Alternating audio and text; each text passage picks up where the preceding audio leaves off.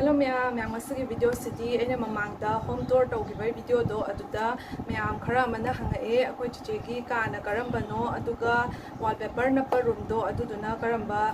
ka oidono haina hangae bako adugi pawkhum do ai ma'am to pijarake ma'am chichegi ka se aina nahan video da utpadadi haijarakage mamagi room ni haina aina utkibado aduga bed ani khak thai ama bed na chichega siaga hipminai ama dan mamaga ega hippi aina di haijarakage ado ma'am khangdana hangakpani kaisubudi kaide ado chiche se akoi yum siga punna leminai tongan jade bako ado ama wallpaper na pa room do aduduna aina tuition hauji ta iba room se ado room du ne bako ado room du ga khara wallpaper ga khara napi do akoi room se khara video ko lobada khara mammi nungai te bako aduna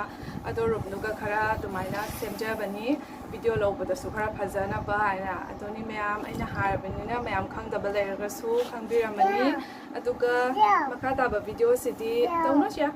makata ba video city aina angang tuition ta ingai gi aina video sum lotion bane bako moina su jaw yengjaraga ai angang da sumai tawram bore ga haina khangda khajana ba nungai jana ba aina su memory oina ba aina lojabani ado ma'am makata ba video se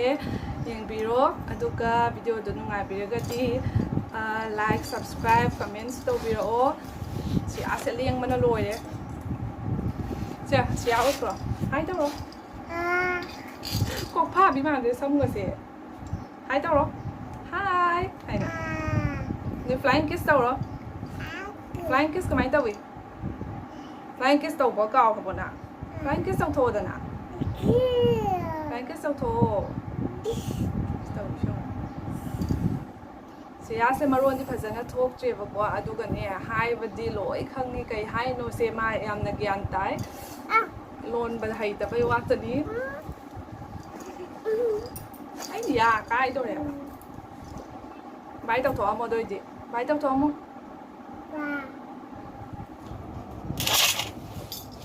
khoi siya tan chari kwa se bora chari ai na ulo dana Paro, bora ulo. Mayam bora cari is loi wasal loi casal lah wata lagi ni asal.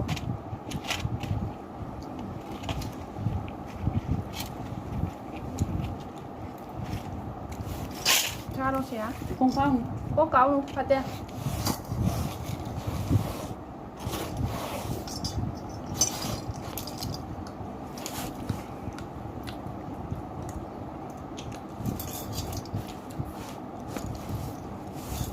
Sa minum macha le ho brada kamai ta hoi ba ni macha do na oh tu mama do na macha le smai le ho we ba do na ni ma na acting ta hoi se kamai ta hoi ba kai da ni chau bi hoi da ka mai ni ai ga ba acting se nam le ho ba mi macha le ho we du ta hoi ba du ta hoi ye Duga di bubuk na wada haubi cha no ba sha pirak bra Doi dun cha na haubi le bi bra ba sha do na ui cha ro hana cha ro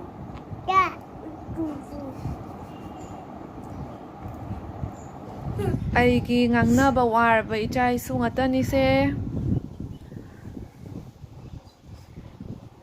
Kay min kawi Roma ko malay binang bu kay min kawgi Kay darogi nang buwa Lak pa day Roma ko magpasimay manaton sa kanana sugay Bira azano kang diya ba Utsu uti Aduka asina lipstick pink color tayo raga tuition sigala imi se Yenge lipstick ka tayo raga la ini Ayam na ing tapsa graba hanga sukum daba ngang su pi dai ngai ba ngang ni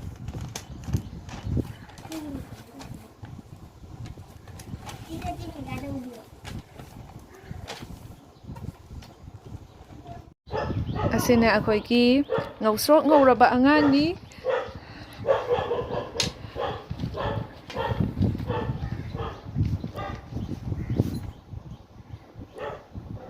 Sanggom ta tha poklak pa angang ni ase nang sok ho izor ba se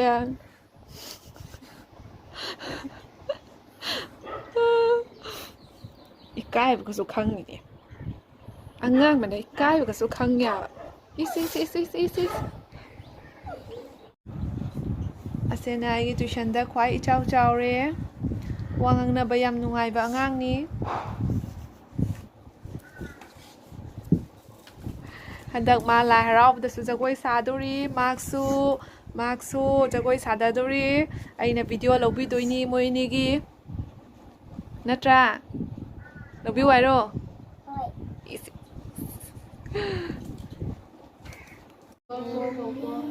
ꯂꯥꯏꯔꯤꯛ ꯌꯥꯝ ꯀꯟꯅ ꯄꯥꯅꯔꯤ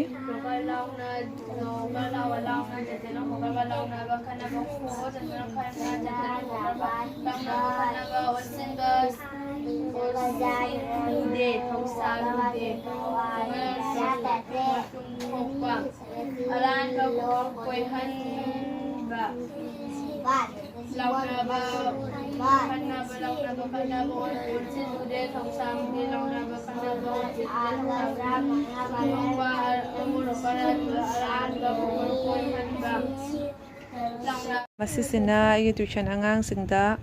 ꯉꯥꯡꯅꯕ ꯇꯥꯗ꯭ꯔꯒ ꯙꯞ ꯇꯧꯅꯕꯒꯤꯀꯣ ꯈꯔ ꯀꯟꯊꯅꯕꯒꯤ ꯆꯩꯅꯦꯕ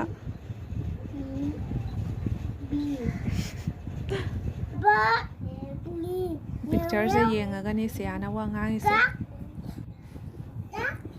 ꯑꯁꯤ ꯀꯩꯅꯣꯅꯦ ꯂꯩ ꯀꯗꯥꯏꯅꯣ ꯁꯤꯌꯥ ꯂꯩ ꯑꯣ ꯑꯁꯦꯔꯣ ꯑꯗꯨꯏꯗꯤ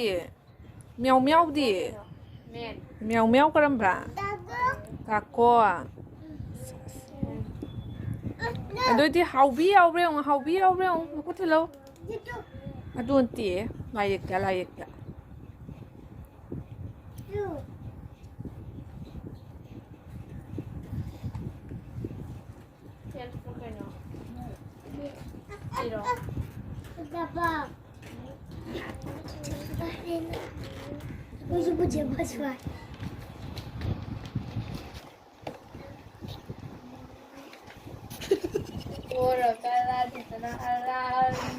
ꯆꯦꯆꯦꯅ ꯁꯥꯇꯤꯟ ꯎꯞꯈ꯭ꯔꯦ ꯇꯨ ꯃꯥ ꯆꯦꯆꯦ ꯃꯦꯔꯤꯅꯥ ꯌꯥꯅꯕꯅꯦ ꯑꯗꯨꯅ ꯁꯥꯇꯤꯟ ꯄꯥꯏꯔꯁꯨ ꯀꯞꯇꯦꯕ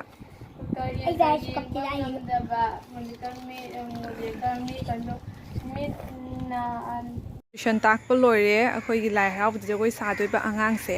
ꯏꯁꯩ ꯌꯥꯎꯗꯕꯤꯀꯣ ꯑꯁꯨꯝ ꯁꯥꯍꯜꯂꯛꯀꯦꯕꯀꯣ ꯑꯦꯛꯇꯤꯡꯁꯦ ꯌꯦꯡꯕꯤꯌꯨ ꯍꯧꯔꯣ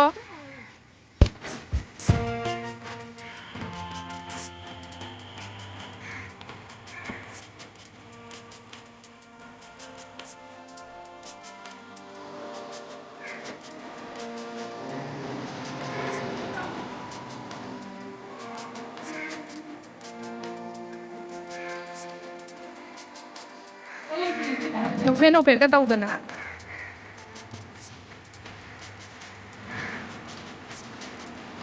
ꯐꯃꯨꯡꯗꯩ ꯇꯥꯔꯛꯀꯅꯤ ꯌꯦꯡꯉꯨ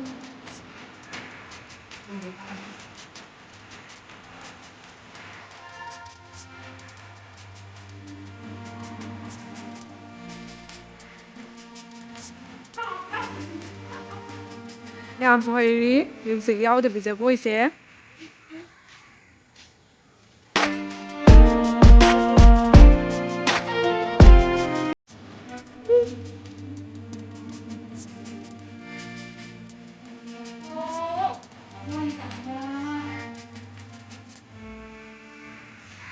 ꯌꯥꯔꯦ ꯂꯣꯏꯁꯜꯂꯣ ꯈꯣꯏꯔꯝꯃꯝꯃꯣ ꯑꯥꯎ ꯍꯩꯔꯦ ꯃꯌꯥꯝ ꯈꯨꯕꯥꯛ ꯈꯨꯔꯧ ꯊꯥꯕꯜ ꯆꯣꯡꯕ ꯑꯃꯨꯛ ꯍꯧꯔꯦ ꯆꯣꯡꯉꯣ ꯍꯩꯕ꯭ꯔꯥ ꯌꯦꯡꯒꯦ ꯆꯣꯡꯉꯣ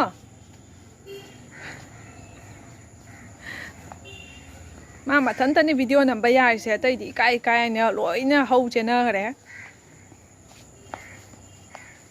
ꯁ꯭ꯇꯦꯞ ꯑꯇꯣꯞꯄꯗꯤ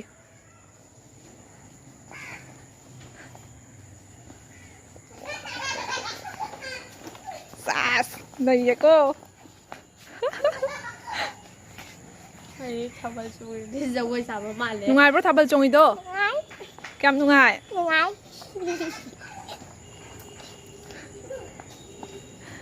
ꯅꯊꯟꯇ ꯆꯣꯡꯕꯁꯦ ꯅꯨꯡꯉꯥꯏꯕꯤꯕ꯭ꯔꯣ